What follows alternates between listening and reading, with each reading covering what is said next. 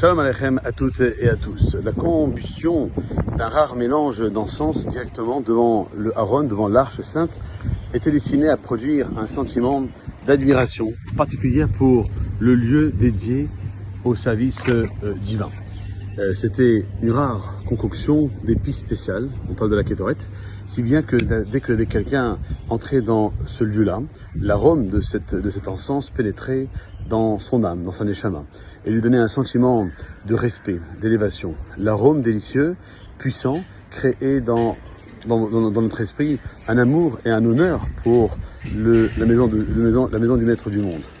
Et donc, ce service divin, il occupait un lien et un lieu élevé dans l'esprit de chacun d'entre nous.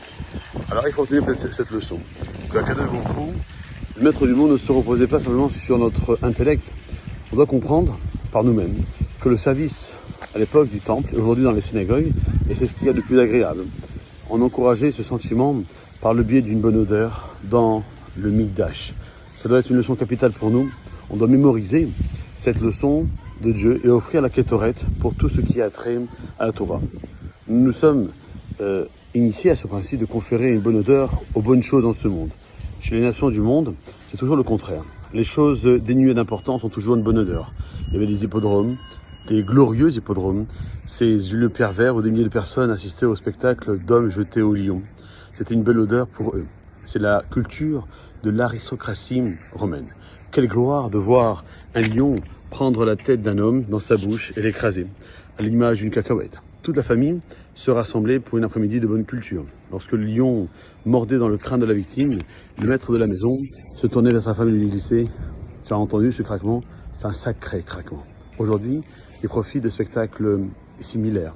Des foules assises à des matchs de boxe. Lorsqu'un homme donne un coup de poing à son adversaire et qu'on commence à se vider de son sang, tout le monde hurle et applaudit. T'as vu ce coup de poing? C'était beau, il lui a mis une belle patate. Et bien, lorsque l'homme est dans le coin, sur le point de s'évanouir, l'autre le frappe à nouveau. Et on appelle ça un héros. Toutes les choses sans importance, comme les relations interdites, la violence, sont mises en valeur dans la rue. Et en parallèle, les bonnes valeurs sont piétinées. Le Yetzer Hara, le mauvais penchant, lui, il tente de piétiner un peu toutes ces valeurs que la Torah a voulu nous donner. Et faire en sorte que c'est pourquoi le monde est convaincu que la Torah n'est pas d'actualité. C'est le contraire. Il faut comprendre que le Yetzer Hara, il travaille sans relâche, même parmi les juifs religieux. Et faire en sorte que si dans cette paracha de Ketesavé, on nous donne ce message de la kétoret, c'est montrer qu'il y a 11 éléments qui sont inconditionnels. S'il n'y a pas les 11, c'est pas la kétoret. Et parmi les 11, il y en a un qui dégage une odeur nauséabonde.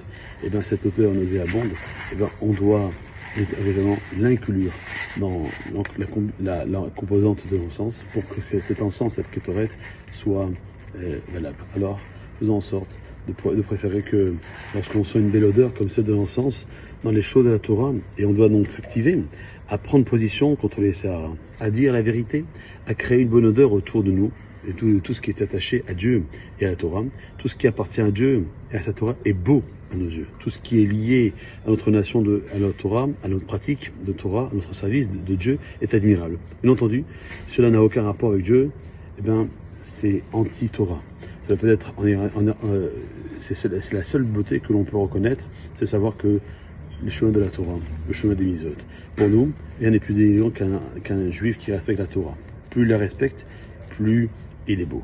Alors, à nous, de faire en sorte de pouvoir s'accrocher à ceux qui ont déjà de l'expérience et ceux qui n'en ont pas, qui représentent cette 11e variété de kétoret qui n'a pas de bonne odeur, de l'intérêt toujours dans le Ham Israël, et c'est cette union-là qui fera en sorte que merci Hachem, lorsqu'on rentrera dans la synagogue et qu'il y a le shalom, il y a une bonne ambiance et une bonne odeur, et on sera content d'y rester, voire de revenir. Passez une bonne journée.